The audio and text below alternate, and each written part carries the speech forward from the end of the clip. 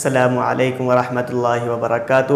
امید کرتا ہوں کہ آپ سبھی حضرات بخیر ہوں گے۔ اللہ تعالیٰ آپ کو ہمیشہ خوش رکھے، ہنستا مسکراتا رکھے، یہ اللہ تعالیٰ سے میری دعا ہے۔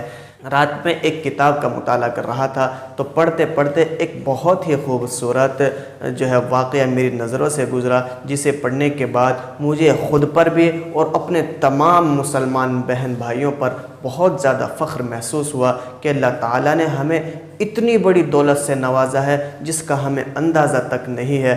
کیوں؟ اس لیے کہ ہماری نظروں میں صرف دنیا ہی کی دولت سب کچھ ہے، ہم نے دنیا ہی کی دولت کو سب کچھ سمجھ لیا ہے، لیکن یقین جانیے کہ یہ دولت حقیقی دولت نہیں ہے، یہ تو فنا ہو جانے والی دولت ہے، یہ ختم ہو جانے والی دولت ہے۔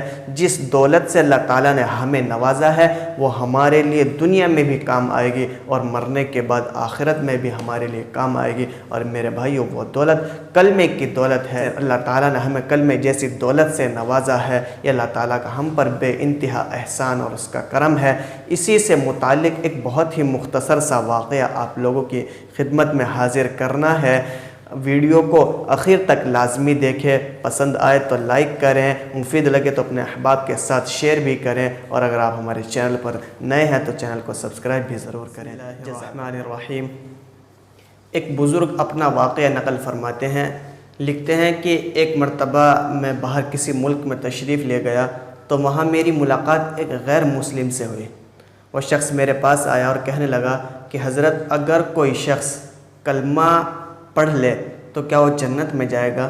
حضرت نے فرمایا کہ ہاں، یقیناً وہ شخص جنت میں جائے گا، مگر اپنے گناہوں کی سزا کو بھگتنے کے بعد۔ وہ کہنے لگا، اور اگر کوئی شخص کلمہ نہ پڑھے تو حضرت نے فرمایا کہ وہ جنت میں نہیں جائے گا۔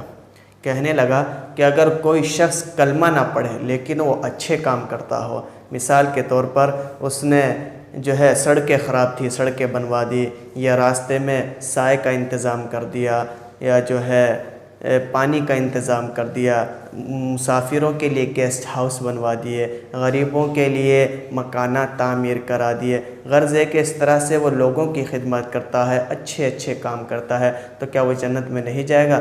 حضرت نے فرمایا کہ اگر وہ کلمہ نہیں پڑھتا تو وہ جنت میں نہیں جائے گا۔ کہنے لگا کہ حضرت، کیا اسلام کے اندر انصاف نہیں ہے؟ اس عدل نام کی کوئی چیز نہیں ہے؟ حضرت نے فرمایا کہ کیوں؟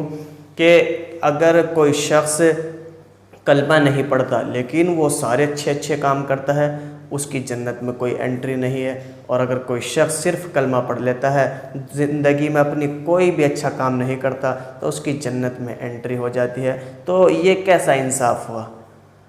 حضرت نے فرمایا، دیکھو بھائی، ضابطہ یہی ہے، اصول بالکل یہی ہے جو میں نے آپ سے بتایا ہے کہ اگر کوئی شخص کلمہ پڑھ لیتا ہے تو جنت میں جائے گا، خواہ وہ کتنا ہی گناہ گار ہو، اپنے گناہوں کی سزا کو بھگتے گا، اس کے بعد ایک دن جنت میں داخل ہو جائے گا۔ اور اگر کوئی شخص لاکھ ہمدرد ہو، لوگوں کا خیر خواہ ہو، لیکن وہ کلمہ نہیں پڑھتا، تو اس کی جنت میں کوئی انٹری نہیں ہے۔ پھر حضرت نے اس کو یہ بات ایک مثال سے سمجھائی۔ فرمایا کہ آپ سپوز کریں کہ اگر کوئی شخص 1 لکھتا ہے، 1 لکھتا ہے، اور پھر اس کے رائٹ سائڈ میں 0 0 0 0 لگاتا چلا جاتا ہے۔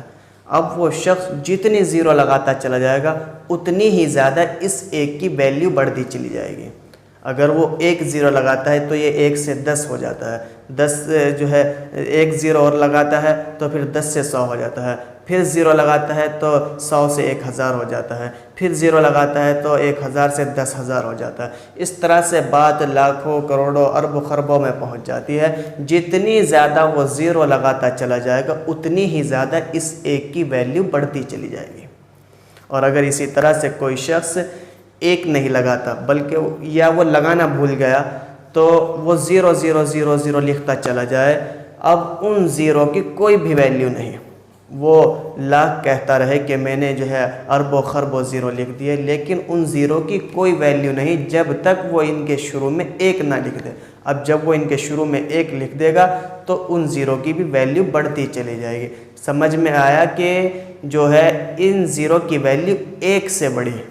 تو بالکل اسی طرح سے جب تک کوئی شخص ایک اللہ کو نہیں مانتا، اب وہ دنیا میں لاکھ اچھائیاں کر لے، لاکھ بھلائیاں کر لے، لوگوں کا خیر خواہ ہو، ہمدرد ہو، غریبوں سے محبت رکھتا ہو، عقیدت رکھتا ہو، ان کا سہارا بنتا ہو، لیکن جب تک وہ ایک اللہ کو نہیں مانے گا تب تک اس کے ان کاموں کی کوئی بھی ویلیو نہیں رہے گی۔ تو اس شخص نے فوراً حضرت کو گلے لگا لیا اور کہنے لگا کہ حضرت آپ کی بات میرے سمجھ میں آ گئی، میری نظریں کھل گئی ہیں۔ تو میرے بھائیوں، کہنے کا منشا یہی ہے کہ اللہ تبارک و تعالی نے ہمیں کلمے جیسی دولت سے نوازا ہے جس کا ہمیں احساس تک نہیں ہے۔ آج جو ہے علماء حضرات اور داعی اسلام نہ جانے کہاں کہاں جا کر کے غیر مسلموں کو کلمے کی دعوت دے رہے ہیں، انہیں ایک اللہ کی عبادت کرنے کا حکم دے رہے ہیں، دیوی دیوتاؤں کو پوجنے سے روک رہے ہیں، انہیں بتلا رہے ہیں کہ تمہارا خالق اللہ ہے، تمہارا مالک اللہ ہے۔ لیکن اللہ تعالیٰ نے تو ہمیں جو ہے یہ دولت گھر بیٹھے بیٹھے دے دی۔ اللہ تعالیٰ کا ہم پر احسان ہے، اس کا ہم پر کرم ہے کہ اس نے ہمیں گھر بیٹھے بیٹھے کلمے جیسی دولت سے نوازا ہے، ایمان جیسی دولت سے نوازا ہے۔